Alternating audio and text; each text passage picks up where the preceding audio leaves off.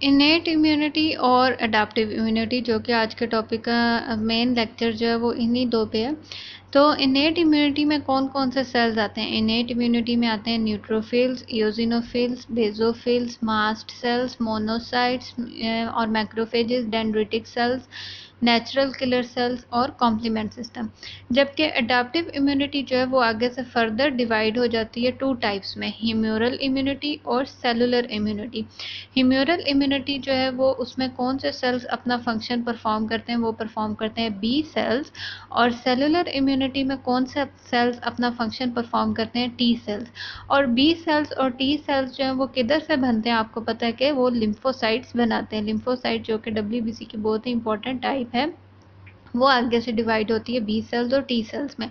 B sales जो है वो ह्यूमरल इम्यूनिटी में अपना फंक्शन परफॉर्म करते हैं और टी सेल्स जो है वो सेलुलर इम्यूनिटी में अपना फंक्शन परफॉर्म करते हैं। और ये दोनों जो है ये किसका पार्ट है? ये है अडाप्टिव इम्यूनिटी का।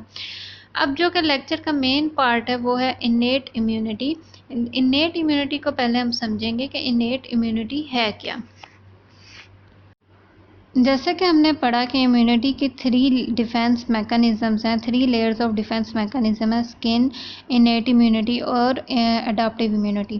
तो जब माइक्रो ऑर्गेनिजम्स बैरियर इम्यूनिटी यानी कि स्किन को क्रॉस कर लेते हैं तो उसके बाद नेक्स्ट डिफेंस लाइन जो एक्टिवेट होती है उसको हम बोलते हैं इनेट इम्यूनिटी। अगर आप इस वर्ड पर गौर करें तो इनेट वर्ड जो है वो सॉरी, वो दो लफ्ज़ों से मिलके बना है, इन और नेट। इन का मतलब होता है इनसाइड और नेट का मतलब होता है बॉर्न। यानी कि कोई ऐसी इम्यूनिटी जो कि आप जब पैदा हुए थे या हम सब जब पैदा हुए थे तो हमारे अंदर जो है ये पहले से ही मौजूद थी। तो इसी वजह से हम इसको इनेट इम्यूनिटी बोलते हैं, क्योंकि ये हमारे पैदा होने के टाइम पे ऑलरेडी मौजूद होती है। जबकि third layer of defence of mechanism जो इम्यूनिटी का अडाप्टिव इम्यूनिटी वो पैदा होने के बाद डेवलप होती है। तो इनेट इम्यूनिटी जैसे कि मैंने बताया कि इनसाइड द बॉडी यानी कि पैदा होने पे पहले से ही मौजूद होती है। लेकिन इस इम्यूनिटी का जो डिफरेंस है अडाप्टिव इम्यूनिटी से वो ये भी है कि ये जो है ये नॉन स्पेसिफिक इम्यूनिटी है। नॉन स्पेसिफिक हम इसलिए बोलते हैं कि इसके अंदर कोई स्पेशल मैकेनिज्म ऑफ एक्शन मौजूद नहीं होता है कि different for different types of pathogens.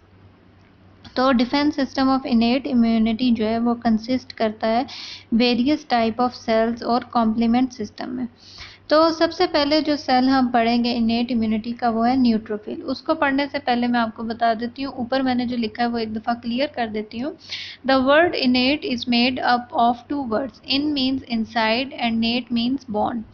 Innate immunity is present in our body from the time we are born, and innate immunity is non-specific. The defense system of innate immunity consists of various type of cells and complement system. तो जो सबसे पहला cell innate immunity का है वो है neutrophil. Neutrophil आपको पता है कि न्यूट्रोफिल जो हैं ये किसकी टाइप हैं? ये वाइट ब्लड सेल्स लीकोसाइट की जो सबसे ज़्यादा अबंडेंट सेल जो सबसे ज़्यादा मिकदार में वाइट ब्लड सेल बॉडी के अंदर भी प्रोड्यूस होता है, वो कौन सा सेल है? वो है न्यूट्रोफिल। न्यूट्रोफिल जो है इसके अंदर अगर स्ट्रक्चर के लिहाज से देखा जाए तो न्यूट्रोफिल का मल्टी लोब न्यूक्लियस मौजूद होते हैं और ग्रैन्यूल्स मौजूद होते हैं। और एक से दो से ज़्यादा न्यूक्लियस, दो से बल्कि ज़्यादा न्यूक्लियस मौजूद होने की वजह से कम 5 न्यूक्लियस नॉर्मल जो न्यूट्रोफिल है उसमें 2 से 5 न्यूक्लियस मौजूद होते हैं। तो न्यूट्रोफिल को मल्टीलोब न्यूक्लियस होने की वजह से हम पॉलीमॉर्फोन्यूक्लियर लीकोसाइट भी बोलते हैं या पॉलीमॉर्फोन्यूक्लियर वाइट ब्लड सेल भी बोलते हैं, न्यूट्रोफिल का जो दूसरा नाम है। इनेट इम्यूनिटी में न्यूट्रोफिल क्यों इंपॉर्टेंट है? क्योंकि एक तो सबसे ज़्यादा मिकदार में इम्यून सेल्स जो बॉडी के अंदर बनते हैं, तकरीबन 60 to 70% of total population of immune sales जो हैं वो न्यूट्रोफिल्स ही हैं। न्यूट्रोफिल की सबसे इम्पॉर्टेंट कैरेक्टरिस्टिक्स जो है वो फेगोसाइटोसिस प्रॉपर्टी है। फेगोसाइटोसिस से क्या मुराद है? फेगो का मतलब है ईटिंग और साइटोसिस का मतलब है बाय सेल्स, यानी कि एक सादा अल्फाज में हम कहेंगे सेल ईटिंग। तो न्यूट्रोफिल ऐसे टाइप ऑफ फेगोसाइट्स हैं जो कि जैसे ही वो कोई भी पैथोजन को डिटेक्ट करते हैं विद इन द सेल ही उसको वो ख़त्म कर देते हैं। न्यूट्रोफिल्स जो हैं वो रिलीज़ करते हैं वेरियस एंजाइम्स जो कि किल करती हैं, और ना ही किल करती हैं बल्कि डाइजेस्ट करती हैं पैथोजेंस को, और ये नॉर्मली ब्लड स्ट्रीम में मौजूद रहते हैं, और इनका लाइफ पीरियड जो है वो वेरी शॉर्ट पीरियड है, और ये हाईली मोबाइल यानी कि इनकी मोबिलिटी रेट बहुत ज़्यादा फास्ट होता है। इस वजह से ये उन पार्ट्स ऑफ टिश्यूज़ में भी चले जाते हैं और सेल्स में भी जहाँ पे दूसरे इम्यून सेल्स जो हैं वो नहीं पहुँच सकते। तो न्यूट्रोफिल्स जो हैं वो सब इनकी स्पीड होने की वजह से और ब्लड स्ट्रीम में फुल टाइम रहने की वजह से न्यूट्रोफिल्स जो हैं वो फर्स्ट सेल्स हैं जो किसी भी इन्फेक्शन या इन्फ्लेमेशन को रिस्पॉन्स करते हैं, क्योंकि इनके अंदर ऐसी हाईलाइटेड एबिलिटी मौजूद होती है सेंस करने की कि ये बॉडी में फ़ौरन अपने इनके जो पैथोजन कोई भी केमिकल रिलीज़ करता है उन केमिकल्स को न्यूट्रोफिल जो है वो सबसे पहले डिटेक्ट कर लेते हैं और ये अटैक कर लेते हैं उन ऑर्गेनिज्म उन पैथोजन पर, और इनको मतलब एक तरह से सबसे पहले पता चल जाता है कि बॉडी के अंदर कोई भी फॉरेन पार्टिकल या पैथोजन एंटर हुआ है। न्यूट्रोफिल्स जो है वो कंटेन करते हैं, जैसे अगर आप न्यूट्रोफिल की आपको स्ट्रक्चर याद हो तो न्यूट्रोफिल मल्टी लोब न्यूक्लियस होने के साथ साथ इसके अंदर लार्ज नंबर ऑफ ग्रैन्यूल्स भी मौजूद होते हैं। इसके साइटोप्लाज्म में आम तकरीबन 200 से 250 ग्रैन्यूल्स मौजूद होते हैं, और न्यूट्रोफिल के ग्रैन्यूल्स जो होते हैं वो various type of enzymes, chemical और साइटोकाइंस को रिलीज़ करते हैं, जैसे कि और जो कि इम्यून सिस्टम में बहुत ज़्यादा फंक्शन ये ग्रैन्यूल्स परफॉर्म करते हैं। वो ग्रैन्यूल्स कौन से हैं? वो है पेरोक्सीडेज, प्रोटीएज, केमिकल्स जैसे कि ALP, NADPH और लाइसोजाइम। ये तमाम जो हैं ये पैथोजेंस को किल करने में अपना बहुत ही इंपॉर्टेंट फंक्शन परफॉर्म करते हैं। तो इधर देखें, इधर लिखा हुआ भी है कि neutrophils are the most abundant immune cells making up about 60 to 70% of total population of immune cells. Neutrophils are the type of phagocytes that detects and eat the pathogens. Neutrophils release various enzymes that kills and digest the pathogen. They are normally found in bloodstream and short-lived and highly mobile as they can enter parts of tissues. Neutrophils are the first to respond any infection or inflammation. Neutrophils contain large number of granules in the cytoplasm. These granules contain many different type of enzymes, chemicals and cytokines that have numerous function in our immune system. जो second type of immune cell जो कि innate immunity में अपना function perform करते हैं वो है eosinophils. Eosinophils जो है ये इसका स्ट्रक्चर अगर आपको याद हो तो इसमें 2 लोब्स न्यूक्लियस मौजूद होता है, और 2 लोब न्यूक्लियस होने की वजह से इसकी शेप जो न्यूक्लियस शेप होती है वो बिल्कुल ग्लासेस गोगल्स टाइप शेप होती है, इसलिए हम इसको गोगल न्यूक्लियस भी बोलते हैं। और इओसिनोफिल का साइटोप्लाज्म में भी सेलुलर ग्रैन्यूल्स मौजूद होते हैं, और वो ग्रैन्यूल्स जो हैं वो एंजाइम्स और केमिकल्स कंटेन करते हैं। WBC के टोटल पोर्शन में देखा जाए तो 1 to 3% जो है वो इओसिनोफिल्स मौजूद होते हैं, जिनका और बेसिकली इओसिनोफिल्स जो अपना फंक्शन किस और किन माइक्रो ऑर्गेनिजम्स के लिए परफॉर्म करते हैं, वो करते हैं मल्टी सेलुलर पैरासाइट्स और सर्टेन बैक्टीरियल इन्फेक्शंस में अपना फंक्शन परफॉर्म करते हैं। इसके अलावा कई इन्फेक्शंस में भी अपना फंक्शन परफॉर्म करते हैं, और टिश्यू डैमेज और इन्फ्लेमेशन में भी जो है इओसिनोफिल्स बहुत ही इंपॉर्टेंट रोल अपना परफॉर्म करते हैं, जैसे कि अस्थमा। तो ये तो था second important immune cell eosinophil जो कि इनहेट इम्यूनिटी का पार्ट है। Eosinophils have 2 lobed nucleus, also contain numerous cellular granules containing enzymes and chemicals present 1 to 3% of total WBC, responsible for fighting with parasite and certain bacterial infection, responsible for tissue damage and inflammation in diseases like asthma. अब हम चलते हैं next type of innate immune cell की तरफ। Next important cell जो कि है innate immunity का वो है बेसोफिल। बेसोफिल भी जो है वो WBC की इम्पॉर्टेंट टाइप है, लेकिन ये सबसे कम मिकदार में मौजूद होते हैं, तकरीबन 0.5 से 1%, लेकिन ये अपना बहुत ही इम्पॉर्टेंट रोल परफॉर्म करते हैं इन फाइटिंग पैरासिटिक इन्फेक्शंस। इसके अलावा ये ब्लड क्लॉटिंग से रोकने में भी अपने बहुत इम्पॉर्टेंट रोल परफॉर्म करते हैं। क्योंकि बेसोफिल के अंदर ऐसे ग्रैन्यूल्स मौजूद होते हैं जो कि हेपरिन ग्रैन्यूल्स मौजूद होते हैं, तो ना सिर्फ बल्कि वो ब्लड क्लॉटिंग से बचाते हैं बल्कि वेरियस एलर्जिक रिएक्शंस में भी जो है बेसोफिल्स अपना रोल जो है वो परफॉर्म करते हैं। So basophils are the least common 0.5% to 1% and play an important role in fighting parasitic infection, in preventing blood clotting, and as basophil granules contain heparin and also involved in various allergic reactions. तो अभी तक आप गौर करें तो आपने ये note किया होगा कि WBC के जैसे कि 5 सेल्स होते हैं important neutrophils. 5 types of WBC हमारी बॉडी में मौजूद होते हैं, न्यूट्रोफिल, बेसोफिल, इयोसिनोफिल्स, मोनोसाइट में और लिम्फोसाइट। तो अभी तक आप गौर करें तो न्यूट्रोफिल, बेसोफिल, इयोसिनोफिल और आगे हम देखेंगे मोनोसाइट्स। ये तमाम जो 4 इंपॉर्टेंट सेल्स हैं, ये जो हैं ये 4 इंपॉर्टेंट सेल इनेट इम्यूनिटी में अपना रोल परफॉर्म कर रहे हैं। अब नेक्स्ट जो 4th इंपॉर्टेंट सेल है इनेट इम्यूनिटी का, वो है मास्ट सेल्स। मास्ट सेल्स जो हैं ये टाइप ऑफ इम्यून सेल्स हैं जो कि किधर रहते हैं, ये रहते हैं कनेक्टिव टिश्यूज़ में और इसके अलावा इन द म्यूकस मेम्ब्रेन जैसे कि रेस्पिरेटरी सिस्टम, गैस्ट्रोइंटेस्टाइनल सिस्टम की लाइनिंग में।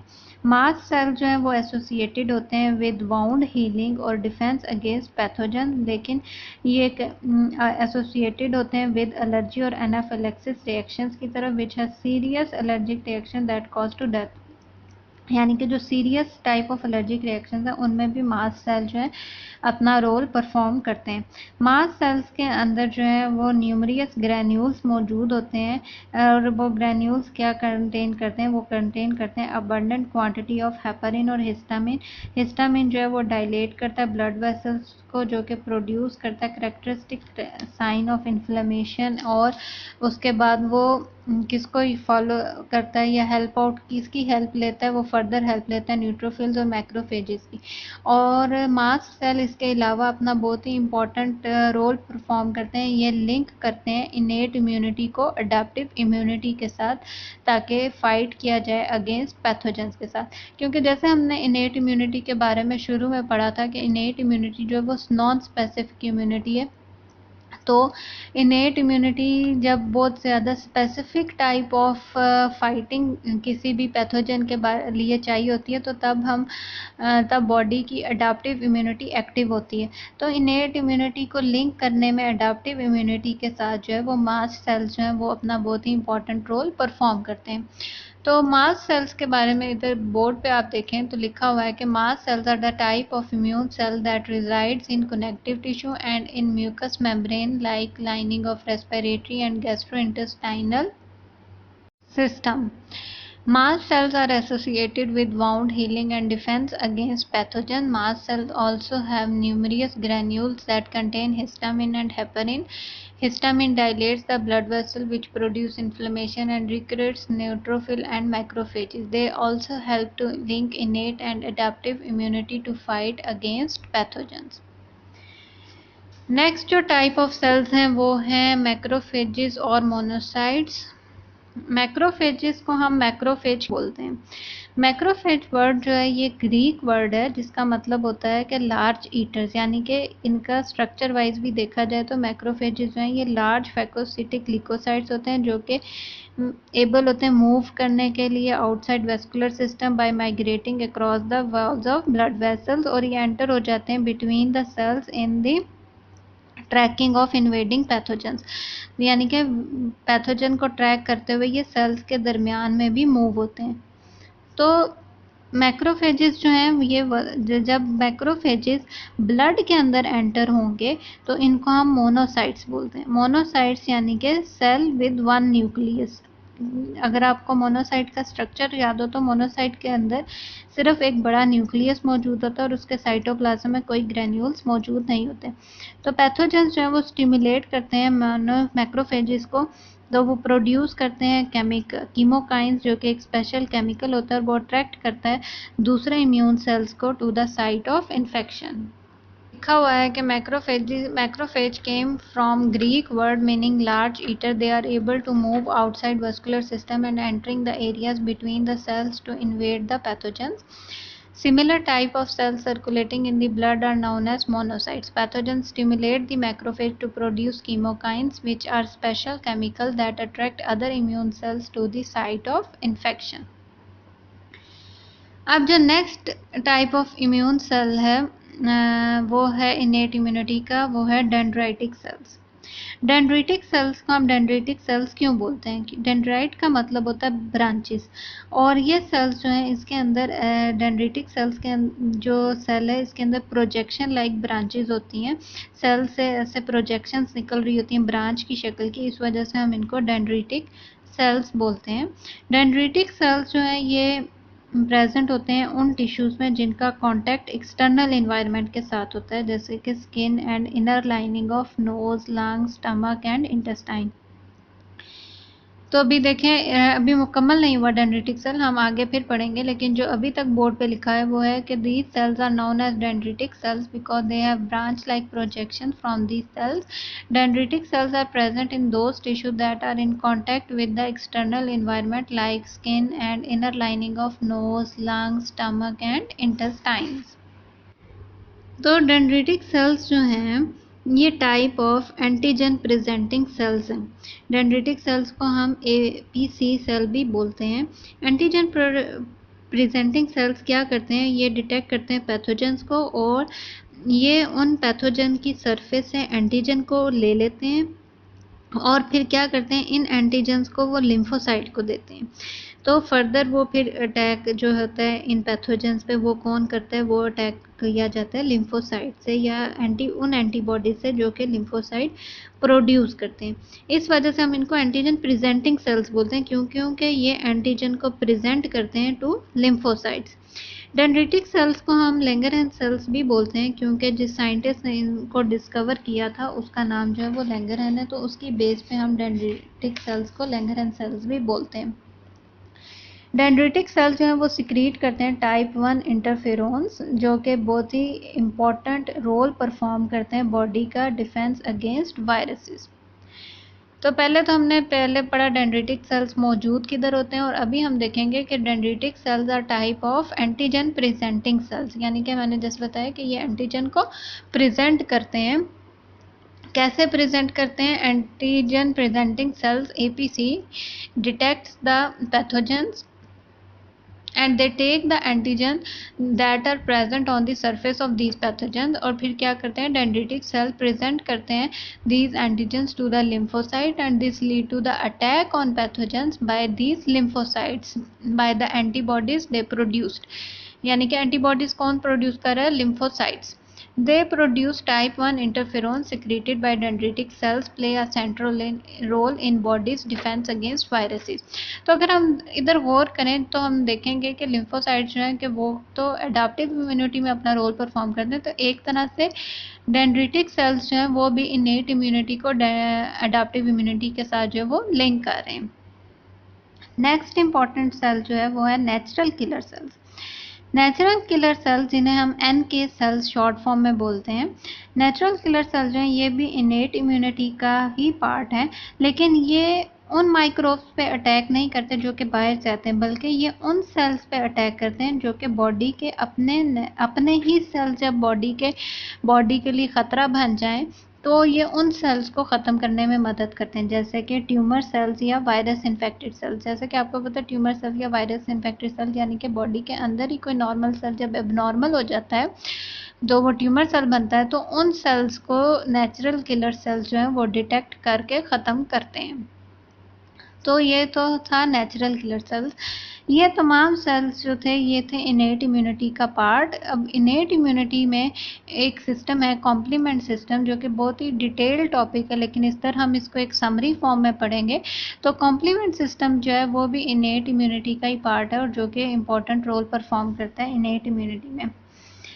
इनेट इम्यूनिटी के अंदर जो है special type of defence mechanism मौजूद है जिसे हम कॉम्प्लीमेंट सिस्टम बोलते हैं। कॉम्प्लीमेंट सिस्टम जो है ये किस पर मुश्तमिल है, ये है 20 प्रोटीन्स का सेट है, और इसे हम कॉम्प्लीमेंट सिस्टम क्यों बोलते हैं, क्योंकि ये एक तरह से कॉम्प्लीमेंट करता है एक्शन ऑफ एंटीबॉडी। कॉम्प्लीमेंट यानी कि एक तरह से एडिशन करता है एक्शन ऑफ एंटीबॉडी या एक्शन ऑफ एंटीबॉडी को एक तरह से ये प्रमोट करता है, हेल्प आउट करता है और अदर सेल्स को कि वो पैथोजेंस को डिस्ट्रॉय कर सकें। यानी कि कॉम्प्लीमेंट सिस्टम हेल्प करता है एंटीबॉडीज़ और अदर इम्यून सेल्स को कि वो डिस्ट्रॉय करें अटैकिंग माइक्रोब्स को और मैनी स्पीशीज़। और कॉम्प्लीमेंट सिस्टम जो है वो ना सिर्फ ह्यूमंस में मौजूद होता है बल्कि मैमल्स में, प्लांट्स, फिशेस और कई तरह के इनवर्टिब्रेट्स में भी कॉम्प्लीमेंट सिस्टम मौजूद होता है।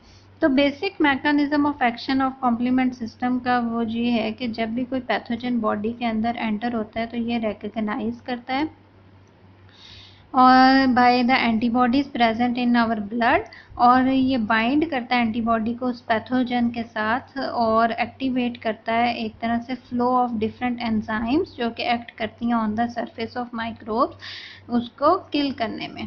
तो ये तो था कॉम्प्लीमेंट सिस्टम का छोटा सा आपके साथ मैंने एक तरह से समरी फॉर्म में शेयर किया क्योंकि कॉम्प्लीमेंट सिस्टम एक बहुत बड़ा टॉपिक है।